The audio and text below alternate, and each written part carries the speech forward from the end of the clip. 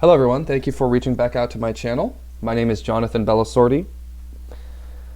I am a concerned citizen who is seeking to continue to push out true, unbiased documents that relate to the events of September 11th, 2001, so we can create a more informed public, a more informed community of individuals to eventually, through litigation in the courts, to receive justice for the families who were affected by the attacks of September 11th, 2001, to this day still affected.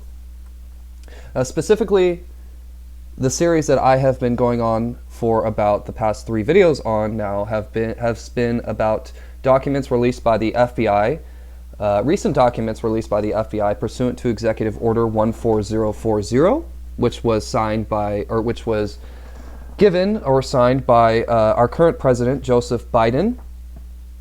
It tasked executive agencies to do a declassification review of documents that they had contained or had prepared or had related to the attacks of September 11th, 2001. Specifically, what I have been reading is about a probe called Operation Encore. A little bit more information about this probe. This probe, Operation Encore, was conducted as late as of October of 2012. What it sought to do was it sought to use federal prosecutors as well as agents of the Federal Bureau of Investigation to file charges against suspected Saudi officials for providing material support to 9/11 hijackers of American Airlines Flight 77 that crashed into the Pentagon on September 11th, 2001. These people's names were Nawaf Al-Hazmi and Khalid Al-Midhar. Now, these individuals were known by the NSA as well as CIA as Al-Qaeda operatives. Now, let me read, if anybody has not from my channel read the 9/11 Commission report, an excerpt from page 181 titled "A Lost Trail in Southeast Asia." In late 1999, the National Security Agency analyzed communications associated with a suspected terrorist facility in the Middle East, indicating that several members of an operational cadre were planning to travel to Kuala Lumpur in the early January of 2000. Initially, only the first names of 3 were known: Nawaf, Salem, and Khalid. NSA analysts surmised correctly that Salem was Nawaf's younger brother, seeing links not only with Al-Qaeda but specifically with the 1998 embassy bombings. A CIA desk officer guessed that something more nefarious was afoot. In Chapter 5, we discussed the dispatch of 2 operatives to the United States for their part in the plane's operation, Nawaf Al-Hazmi and Khalid Al-Midhar. 2 more, Khalad and Abu Bara, went to Southeast Asia to case flights for the part of the operation that was supposed to unfold there. All made their way to Southeast Asia from Afghanistan and Pakistan, except for Midhar, who traveled from Yemen. Though Nawaf's trail was temporarily lost, the CIA soon identified Khalid as Khalid Al-Midhar. He was located leaving Yemen and tracked until he arrived in Kuala Lumpur on January 5th of 2000. Other Arabs, unidentified at the time, were watched as they gathered with him in the Malaysian capital. On January 8th, the surveillance teams reported that 3 of the Arabs had suddenly left Kuala Lumpur on a short flight to Bangkok. They identified one as Midhar. They later learned that one of his companions was named Al-Hazmi, although it was not known that he was Nawaf. The only identifier available for the third person was part of a name, Selassie. In Bangkok, CIA officers received the information too late to track the 3 men as they came in, and the travelers disappeared into the streets of Bangkok. The Counter-Terrorist Center had briefed the CIA leadership on the gathering in Kuala Lumpur, and the information had been passed on to Berger and the NSC staff, and to Director Free and others at the FBI. Though the FBI noted that the CIA had led and would let the FBI know if a domestic angle rose. The head of the bin Laden unit kept providing updates, unaware at first that even the Arabs had left Kuala Lumpur, let alone that the trail had been lost in Bangkok. When this bad news arrived, the names were put on the Thai watch list so that Thai authorities could inform the United States if any of them departed from Thailand. Several weeks later, CIA officers in Kuala Lumpur prodded colleagues in Bangkok for additional information regarding the 3 travelers. In early March of 2000, Bangkok reported that Nawaf Al-Hazmi, now identified for the first time with his full name, had departed on January 15th on a United Airlines flight to Los Angeles. As for Khalid Al-Midhar, there was no report of his departure even though he had accompanied Hazmi on the United flight to Los Angeles. No one outside of the counterterrorist center was told any of this. This is what I get an issue with, is that this information is so important that we find in the 9/11 Commission report that nobody talks about, except for a select few people. Nobody has actually read this report. Well, a very small amount of the current 9/11 truth community has read this report. Well, let me read that again. As for Khalid Al-Midhar, there was no report of his departure, even though he had accompanied Hazmi on the United flight to Los Angeles. So both of them, the CIA as well as the Counterterrorism Center in Bangkok, knew in March of 2000 that Nawaf al-Hazmi and Khalid al-Midhar had departed to the United States from Bangkok on January 15th on a United Airlines flight to Los Angeles. No one outside of the Counterterrorist Center was told any of this. Why is that the case? The CIA did not try to register Midhar or Hazmi with the State Department's tip-off watch list, either in January when word arrived of Midhar's visa, or in March when the word came that Hazmi too had a U.S. visa and a ticket to Los Angeles.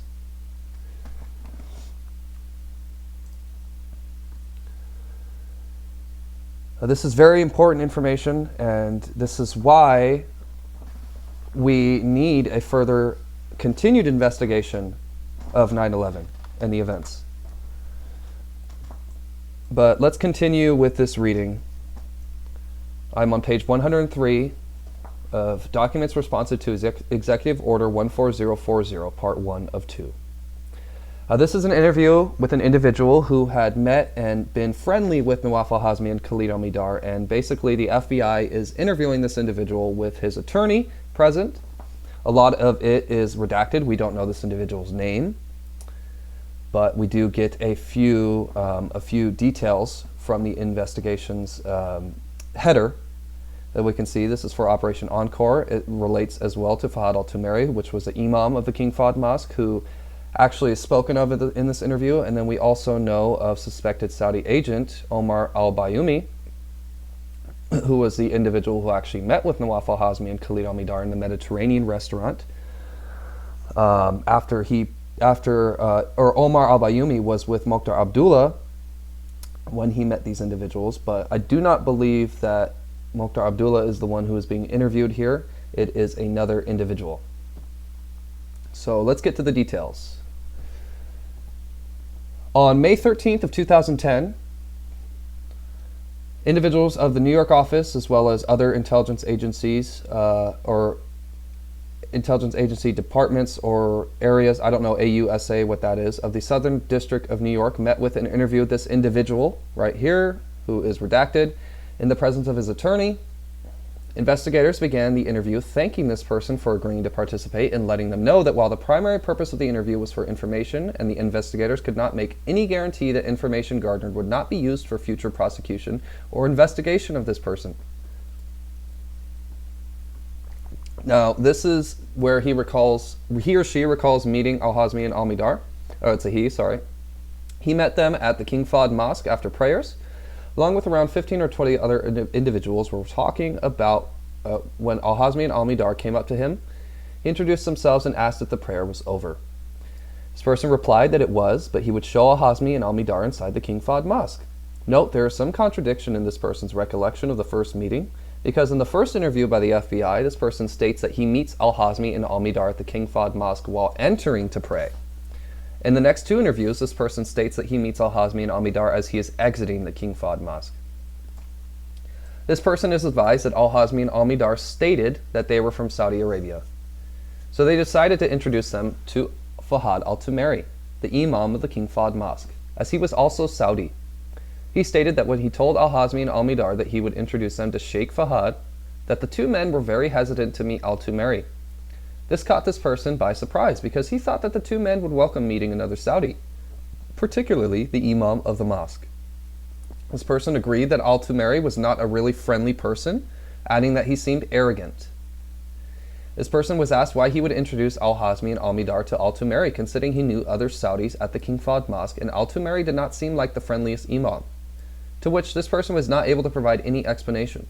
No, during the first interview, and this interview, which is the fourth, This person states that he introduced Al-Hazmi and Al-Midhar to Al-Tumeri the first time he meets them. However, during the second and third interviews, he states that he introduced them during the second meeting.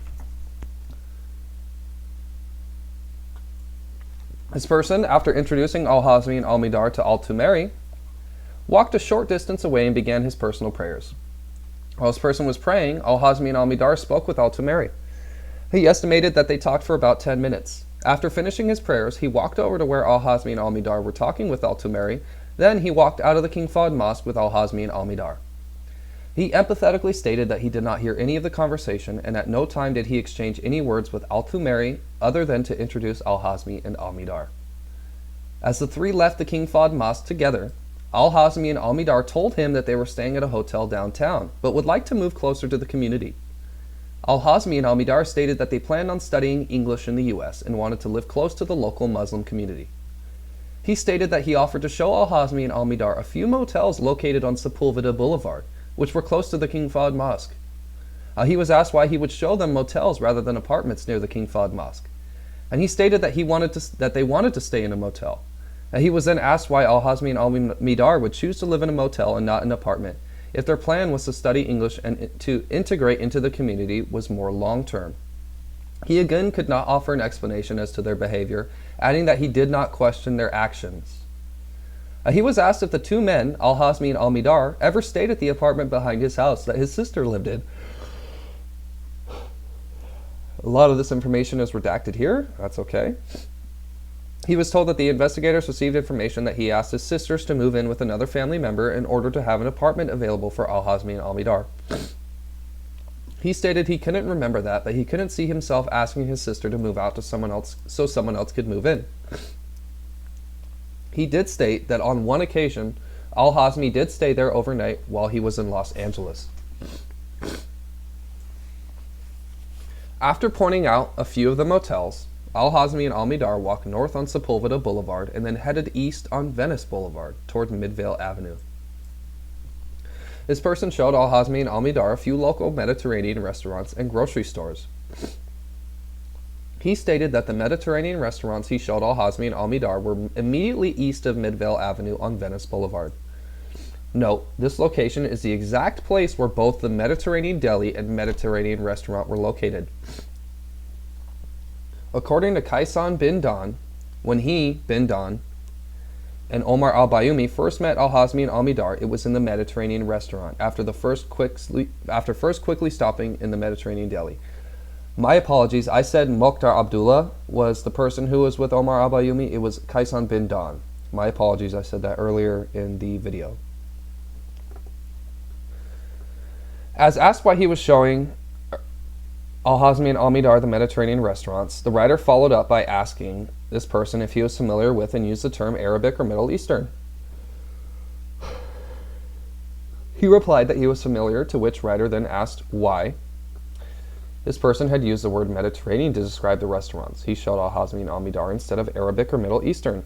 He replied that he had meant Middle Eastern. Note that in the first round of interviews, he refers to the restaurants as an Arabic restaurant, not a Mediterranean restaurant. In the third interview, he does not specify the type of restaurant he shows Al-Hazmi and Al-Midhar. Investigators asked this person whether they then ate at any of the restaurants he showed Al-Hazmi and Al-Midhar. He replied that he did not eat with Al-Hazmi and Al-Midhar. However, he then immediately added that Al-Hazmi and Al-Midhar may have ordered food, but that he did not order anything. He advised that they may have ordered the food to go, or they may have quickly eaten the food. Agents then asked again if he ate with Al-Hazmi and Al-Midhar at the restaurant, to which he replied that Al-Hazmi and Al-Midhar probably got something to eat and they probably ate it at the restaurant, but that he did not order anything. After visiting the restaurant, he pointed out a nearby grocery store on the same block to Al-Hazmi and Al-Midhar. He was asked whether they exchanged phone numbers or agreed to meet again, and he advised that he provided his phone to Al-Hazmi and Al-Midhar and told them he would see them in the mosque. He does not recall exactly how they parted, but he walked home from the restaurant. It was asked of this person what he knew about Al-Hazmi and Al-Midhar after their first meeting. He replied that he knew they were from Saudi Arabia and that they had come to the United States to study English. He advised that when they first met, Al-Hazmi and Al-Midhar told him that he had only been in the United States a couple of days. He was asked as to why he was providing assistance to Al-Hazmi and Al-Midhar, to which he replied that it was common among Muslims to assist others in the community, especially travelers. Agents queried this individual how many other times prior to meeting Al-Hazmi and Al-Midhar did he assist other Muslims from the mosque. He replied that this was the first time. The writer queried this person how many times since meeting Al-Hazmi and Al-Midhar did he assist other Muslims in the mosque, and he replied never.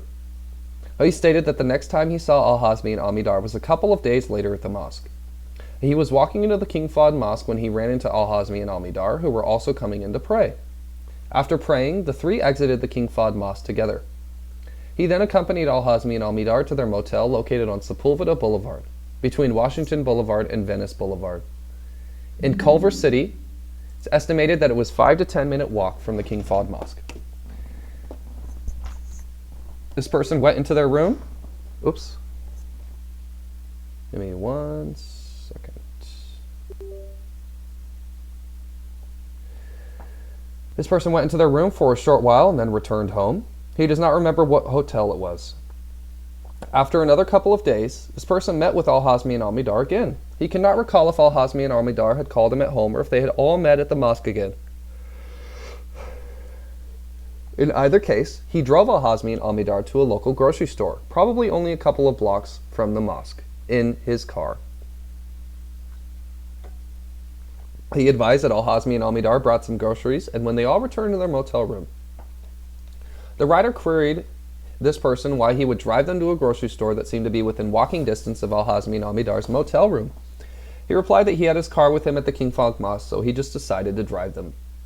When agents reminded this person that he had just stated Al-Hazmi and Al-Midhar may have called him at home to pick them up, he replied he couldn't remember. He was then asked whether he drove Al-Hazmi and Al-Midhar because they planned on buying a lot of groceries, to which he replied that they didn't buy very much at the grocery store. The next time that this person recalls being with Al-Hazmi and Al-Midhar is when they asked if they would drive him, or if he would drive them to the downtown area of Los Angeles, so Al-Hazmi and Al-Midhar could take a bus to San Diego.